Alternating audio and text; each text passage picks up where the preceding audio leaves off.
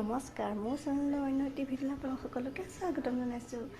আজি হৈছে ফাকুৱাৰ প্ৰথম দিন, অৰ্থাৎ গোঁসাই মূৰত ফাকু দিয়া। আজিনো কি কৰোঁ সকলোখিনি দেখাই থাকিম, আপোনালোকৰ ভিডিঅ'টোৰ জৰিয়তে চাই থাকিব। কাম বন আজৰি হৈ আহিছোঁ এতিয়া বোলে মাৰ ভোক লাগিছে। মায়ে যিহেতু ভাত খোৱা নাই, গোঁসাই ঘৰত সোমাব। আজি গোঁসাই মূৰত ফাকু দিয়াৰ কাৰণে আমাৰ গোঁসাই ঘৰত প্ৰসাদ এমুঠি দিব। সেইকাৰণে মাৰ কাৰণে বনাইছোঁ। খাই বোলে ভাল পায়।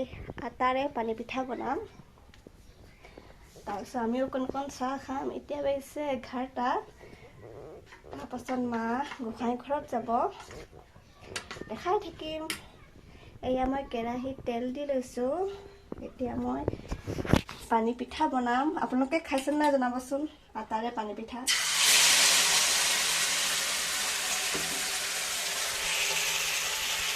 এয়া চাহ পানী পিঠা, কিন্তু খাই ভাল লাগে, মোৰো খুবেই ভাল লাগে। এইটো চাহ বুলি নকয় নহয়, এইটো চাহ বুলিহে কয়। এইফালে চোৱা, এইফালে চোৱা গোঁসাই। খোৱা গাখীৰ খোৱা আকৌ, গাখীৰ খোৱা, পিঠা খোৱা। খাব পাৰিবনে নাই? খোৱা আকৌ, গাখীৰ খোৱা। আমাৰ ল'ৰা ডাঙৰ হৈ গ'ল, নিজে খাব পাৰে। খোৱা গাখীৰ। কেনেকুৱা লাগিছে খাই? হা, ধুনীয়া লাগিছে। সঁচা নে মিছা? সঁচা ধুনীয়া লাগিছে। খোৱা আকৌ। মিছা। কি বনাইছা এইটো? এই গাখীৰ কোনে খাব? খোৱা।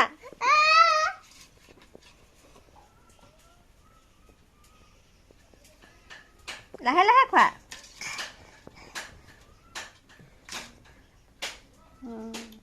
খাই টেষ্টি ন? খাই টেষ্টি নে? পানী পিঠা ৰেডি হৈ গ'ল। চাওক কি ধুনীয়া গোল হৈছে। এনেকৈ কোনে খাই ভাল পায় ক'বচোন। মই কিন্তু চাউলতকৈ আটাৰে বনোৱা পানী পিঠাটো বেছি খাই ভাল পাওঁ। কোমল হয় যে। চাওক, বনাই আছোঁ চাহ। এয়া চাহ হৈ গ'ল। এয়া চাহকাপ মাক দি থৈ আহোঁ। মায়ে নাৰিকল গুচাই আছে আৰু ময়ো এতিয়া চাহকাপ খাই লওঁ। গাখীৰ চাহ খাবলৈ একাপ মনটো যায়েই। এয়া চাহকণ খাই লওঁ দেই, পানী পিঠাৰ লগত গাখীৰ চাহ খাই কিন্তু মজা লাগে।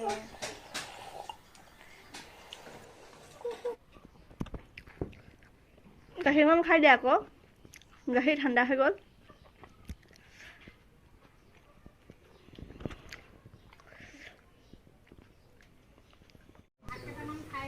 এয়া হৈছে আমাৰ গোঁসাই ঘৰত, আৰু এই গোঁসাই ঘৰত মায়ে ইয়াত ফল মূলবোৰ কাটি আছে।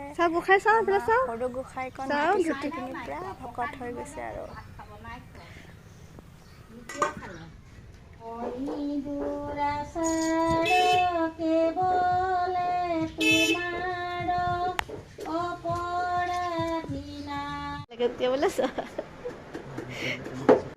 এয়া এখেতে ভাজি কাটি অকণ সহায় কৰি দিছে আৰু চব পৰা মুখখন বনাই দিছে।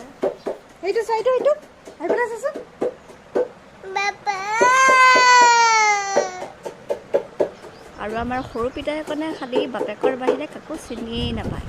পাপা আৰু সৰু ভকতত পুৰা ভোক লাগি গ'ল, আহি পেলাই মিঠাই বাকচটোকে ধৰিলে।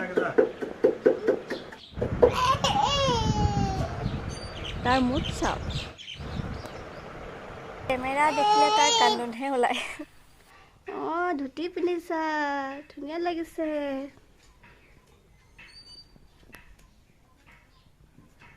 কি বনাবা? চালাড বনাবা।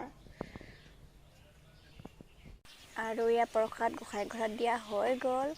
আচলতে ফাকুৱা বুলি পাহৰিয়ে যোৱা হৈছিল, সেইকাৰণে বুট মগু অনা নহ'ল দোকানৰ পৰা। সেইকাৰণে ঘৰত থকা কাবুলী বুটকে তিয়াই পেলাই প্ৰসাদ দিয়া হ'ল। এইফালে চালাড ৰেডি হৈ আছে, আৰু ইয়াৰ মতা মানুহ আৰু লাগিলে ৰান্ধনীশালত, আৰু ডাইনিঙৰ অৱস্থাই নোহোৱা হৈ গৈছে। আৰু এইফালে মই বনাইছোঁ দালি, আৰু এইফালে বনাম ভাজি। এয়া মই ভাত সাজ খাই লওঁ এতিয়া। এয়া হ'ল বন্ধাকবি আৰু ডিম দিয়া ভাজি বনাইছোঁ মই। এয়া বনাইছোঁ চালাড মিক্সটাৰে আৰু এয়া বনাইছোঁ ছজনাৰ ঠাৰি দি তৰকাৰী। লগতে অকণ নেমু লৈছোঁ, কাৰণ গৰম গৰম ভাতটো আহিলেই আৰু নহয় জানো। গৰমটো এইবাৰ একদম যি ফাটাফাটি গৰম হ'ব আৰু। ইয়াৰ লগত অকণ লৈছোঁ ক'লা নিমখ। আচলতে মই নিমখ নহ'লে ভাত খাবলৈ মনেই নাযায়, লাগিলে নিমখ খাওঁ নাখাওঁ, খানাত কিন্তু লাগিবই। এয়া ভাত খাই লওঁ দেই। মই এতিয়া ভাত খাই আজৰি হ'লোঁ। এতিয়া বহুত কাম আছে, বাচন ধুব আছে, বাচন বৰ্তনবোৰ ধুই লওঁগৈ আৰু বহুতো কাম আছে। আজি ব্লগটো ইমানতে সামৰিছোঁ। আকৌ লগ পাম নতুন এটি ভিডিঅ'ৰ সৈতে।